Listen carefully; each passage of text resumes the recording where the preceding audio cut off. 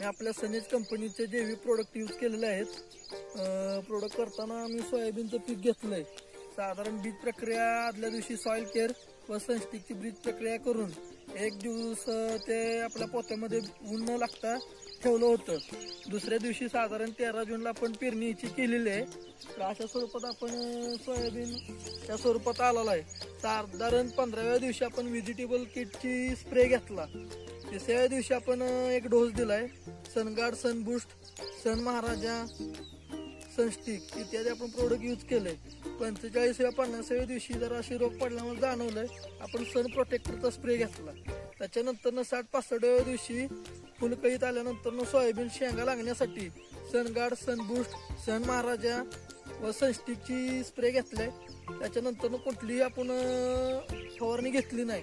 या पिकामध्ये कोणतंही रासायनिक खत नाही मुळात। अशा स्वरूपात जैविक प्रोडक्ट मध्ये ते तुम्ही बघू शकता पूर्ण क्षेत्रामध्ये कसं पीक आलेलं आहे। थँक्यू सनेज, थँक्यू।